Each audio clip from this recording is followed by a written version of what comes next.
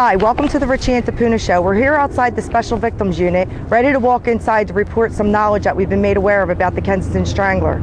I want to talk to Richie today so he can explain to you about all the things that he's learned today about the situation. And even though we can't give you details as of yet, he's going to explain what took place. We're here because all night long, they catch the Kensington Strangler till he catches someone you love. Facebook page has been buzzing all night long. I haven't slept. I've been monitoring all night long, and it's just full with people and concerned neighbors who actually are trying to give information, have tried to give information, and did give information 2 weeks ago, and to no avail. They got no contact back, and they don't even know if their information was used or if it was even passed along.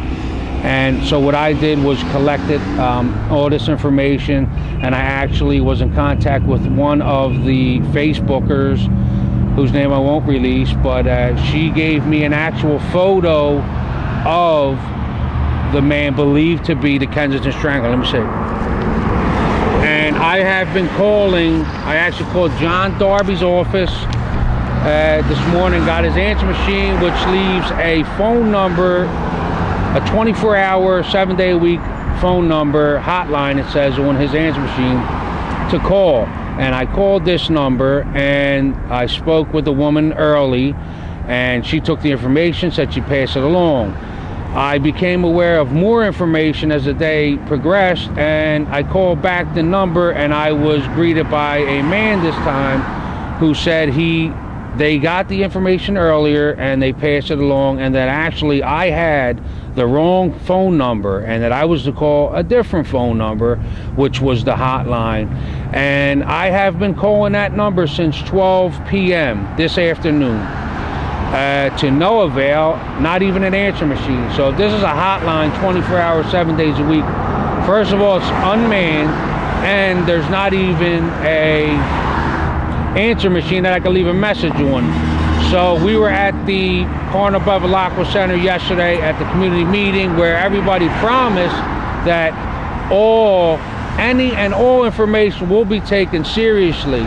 And to my knowledge and to my actual, what happened to me today, I don't believe that to be true.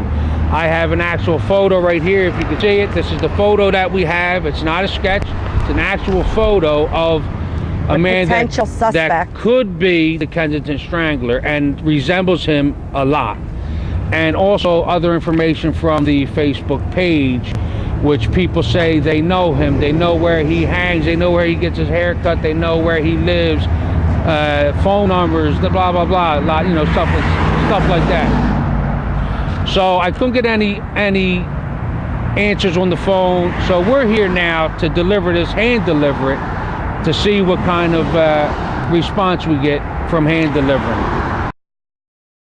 Hi, we just went in and we're back out after about 10 minutes. We went in there and gave all the information, asked if we could speak to somebody. Apparently they're closed on Sunday. There was nobody there to take the information. Once we explained who we were and that we had our own show, one of the corporals in there did take the information and said that we could come back tomorrow morning to speak with someone or call.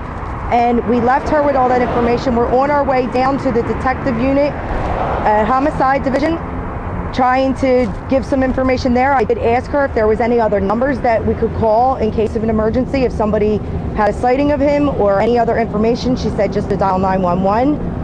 We did try the 26th district earlier. They were no help to us, so I'm really not too sure where we're supposed to go at this point. Hopefully when we go downtown, we'll get some more answers and somebody will actually go out and look for this person of interest, because suppose somebody tonight is murdered and then they could have stopped this, they could have found this man, actually cleared him of these accusations or the suspicions that he's under, and we could be starting fresh again with another suspect. But as of now, we could potentially be a suspect in this case. We have this information, detailed information, even where to find him, phone numbers, and we're not getting anybody to help us right now. So we're on our way and we will come back to you. Here we are at the Roundhouse. We're about ready to go in with our information to talk to one of the detectives here that we spoke with on the phone earlier, and they said that we could come down here since we had no help over at the Special Victims Unit. So I guess we'll come back and let you know what happens here. We're here outside the roundhouse again. We just came out. We went inside for about an hour or so, met the right people. The detectives there were very helpful. They said that they're going to take all the information that we turned in and they're going to look into it. Hopefully it leads to something. If not, well, then at least we tried. And we have a main number here at the detective's homicide office, and it's 686-3334. So if anybody out there has any further information, any tips that they want to have looked at, just contact that office and they will be very helpful.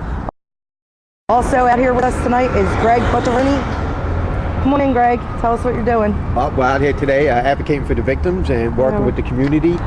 One of the things we're doing is talking to people about what's going on in the Kensington, the people that are people of interest, how to code the special victims who now come to homicide. We've already taken a couple people down to homicide and said, listen, if you have information, you're not sure, is some guy walking down the street, just dial 911 if you're not sure. If you have information that you think is important to this investigation, we'll take you and somehow get down to 8th and Race right here, ask for homicide, and go up there and give them detailed information. If you have something, even if you think it's not important, everything's important, and it's all pieces of the puzzle that come together. Let me ask you something. Do you have a lot of people coming to you saying they have information, but they have nowhere to take that information? Have you had complaints of that? Well, we've handed out already now, it's probably over 1,300 flyers in the target area of Kensington, between Kensington and Somerset, and Front and Dolphin, and a couple blocks this way and a couple blocks that way. And we've engaged a lot of people. Some people say they've seen a guy, they walked them. So those guys, they don't have information. Yeah, call 911. If you're on SEPTA, call SEPTA Police, and we've given them those numbers. If you have something where you think the guy lives here, you've seen him, he's interacted, he may be associated with someone you know, or some clothing, or any other information that's not just a casual, here's a guy walking that fits the description, but this is a guy that we suspect that it is, then of course come to homicide. They've come to us, we've taken people down here, we've given out phone numbers, and we've done follow-ups on them where we did home visits. Well, we've had some problems today with ourselves, and we've heard from other people that they went to the SVU and were unable to get anybody to help them there. So your advice is just to come to homicide also?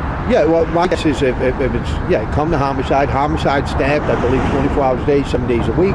Come to homicide, like our experience today. We came here, they didn't tell us come back and we'll call you 2 days later. No, we came here, we sat down for a brief moment, we went out there, they talked, interviewed the people that had information to share, and we were in and out. It wasn't like this, I'll call you back, and no one's calling you back. It wasn't that. They jumped right on it quickly. Right, and they really seem like they want to help, and they want to get this guy, and making every effort to do so. Well, other than offer providing Dunkin' Donuts, yes, they went out of their way. They made us feel welcome. They took us up. They escorted us out. It was a very friendly atmosphere for someone to step forward to cooperate with the authorities. Yes, it was. So thank you very much.